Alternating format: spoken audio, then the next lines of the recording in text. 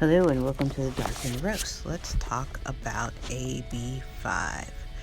So one of the reasons why we're leaving California is because of AB-5 and all the laws and regulations that they post. So let's get right into it. What is AB-5? AB, I haven't seen anybody actually go online and pull up the code. So here is the Assembly Bill in Chapter 29.6, which is Dynamics Operations West Inc. versus Superior Court of Los Angeles. Basically, what they said is there is an ABC test that every single independent contractor needs to abide by in order to not pay these wages to employees. So I looked up what exactly is the ABC test so I can kind of get an understanding of what it is and what the issue is about, because I've seen a lot of videos, but nobody's actually brought out the law for me to see what this ABC test is about. So the first part of the A test says that a person free from control or direction of the hiring entity in connection with the performance of work, both under the contractor and performance of the work, and in fact. So that one, I don't really think applies to trucking industry altogether. But the B is where the issue comes into lie. So B, the person performing the work that is outside the usual course of the higher entity's business. So that's where I think the issue comes in with the occupation of being an independent contractor or not. We have brokers and lease operators. They are booking these freights and they are having drivers go out there and do it, and it is within their business. And that basically is an indicator that says, no, these are your employees, and yes, you need to pay them. And that's bad for people like, say, for instance, we own our truck. The wage is not going to cover what the truck payment is. Unless you own right out or you have your own authority, you don't have to abide by these laws and regulations, and this won't affect you that much as long as you don't have employees that you're leasing on up underneath you.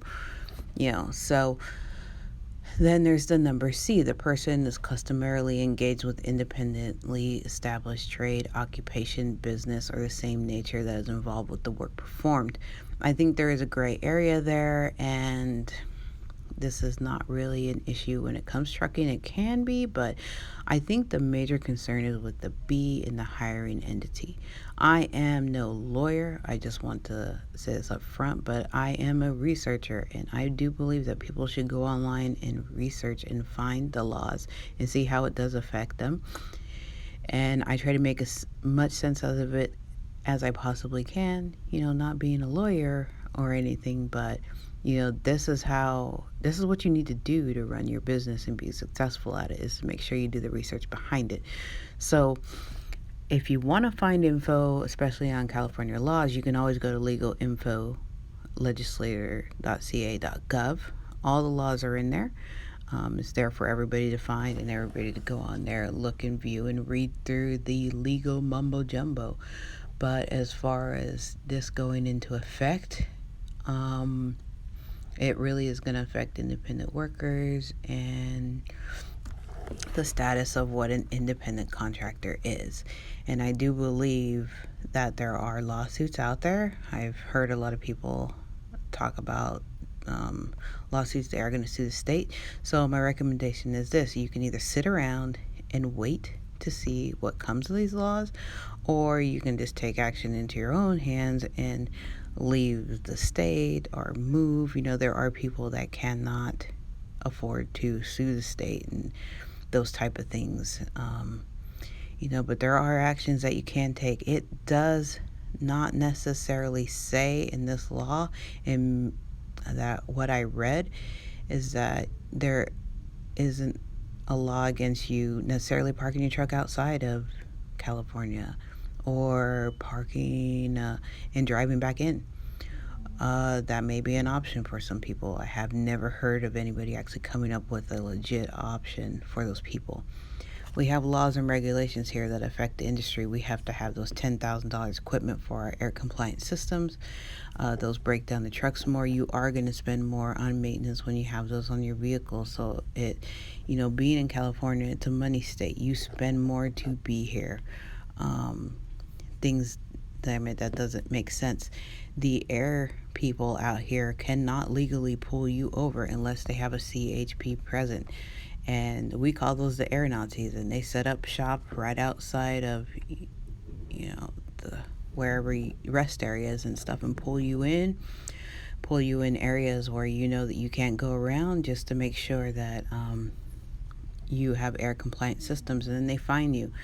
There's already these regulations that we have more than other states, and yet they keep adding more regulations, which makes it very difficult for somebody who's small, like we are, to do business in the States. So if you're thinking of opening up your own trucking business or going down that route, I say get your own authority. Don't lease underneath other people, and own your business outright.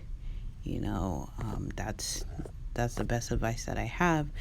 That would help alleviate some of these issues that we're running into, like this law that was signed in September 18th, 2019, and filed with the state, and goes into effect the beginning of this next year in 2020. So that's the information that I gathered. Hope this helps. If you have any questions, go ahead and leave any questions below. I'll see if I can answer them, and what other options that us as a trucking business can come up with to try to remedy these issues moving forward, because the only way that you get stuff is through a truck.